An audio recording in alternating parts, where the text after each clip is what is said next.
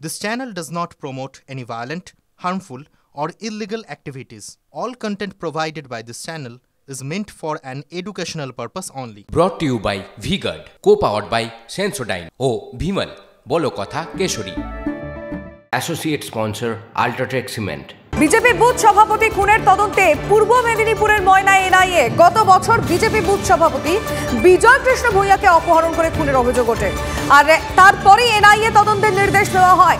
এই মুহূর্তে দাঁড়িয়ে তদন্ত কতদূর, কিভাবে এই তদন্তের গতি প্রকৃতির সমস্ত আপডেট নিয়ে সুপ্রিয় এই মুহূর্তে আমাদের সঙ্গে রয়েছেন। সুপ্রিয়, দেখো, তুমি যেমনটা বললে যে 2023 সাল অর্থাৎ গত বছর মে মাসে বিজেপির বুথ সভাপতি বিজয় ভূঁইয়াকে অপহরণ করে খুনের ঘটনা ঘটে, এমনটাই কিন্তু তার পরিবারের তরফ থেকে অভিযোগ জানানো হয়েছিল। এমনকি বোমা ছড়ে হয় 2রা মে, গত বছর 2রা মেতে কিন্তু তার পরিবারের তরফ থেকে লিখিতভাবে 36 জনের বিরুদ্ধে অভিযোগ জানানো হয়েছিল এবং সেই ঘটনার তদন্তে নেমে জেলা পুলিশ 9 জনকে গ্রেপ্তার করেছিল এবং পরবর্তীতে 5 জন জামিনও পেয়ে যায়, কিন্তু 4 জন জেল হেফাজতে ছিল। এবং কলকাতা হাইকোর্টের নির্দেশে চলতি বছর মে মাসের শুরুর দিকেই কিন্তু এনআইএ তদন্তভার হাতে পায় এবং তারপরেই এনআইএর তরফ থেকে এফআইআর দায়ের করা হয়েছিল।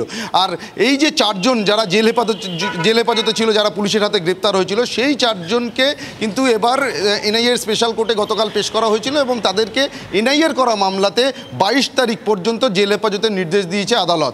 কিন্তু তার থেকেও যেটা তাৎপর্যপূর্ণ, ইতিমধ্যেই কিন্তু পূর্ব মেদিনীপুরে এই যে বিজয় ভূঁইয়া যে খুনের ঘটনা, সেই ঘটনাতে এনআইএর তদন্তকারী আধিকারিকরা পৌঁছে গেছেন এবং তারা যে বিষয়টা দেখছেন যে বোমা ছোড়া হয়েছিল, ইতিমধ্যে কিন্তু অস্ত্র আইনে এমনকি বিস্ফোরক আইনে মামলা রুজু হয়েছিল যে কি ধরনের বিস্ফোরক ব্যবহার হয়েছিল, কোথা থেকে সেই বিস্ফোরক এসেছিল এবং এই গোটা খুনের ঘটনার পেছনে কোনো পরিকল্পনা ছিল কিনা, কারা কারা জড়িত ছিলেন।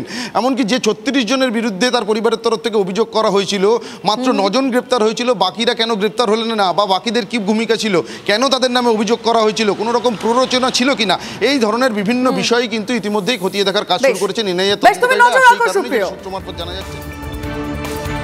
পরের ছবি দেখাবো আপনাদের। এই ভোটবঙ্গে ভোটের আবহ ঠিক সেরকম একটা সময় এজেন্সিও কিন্তু অত্যন্ত তৎপর।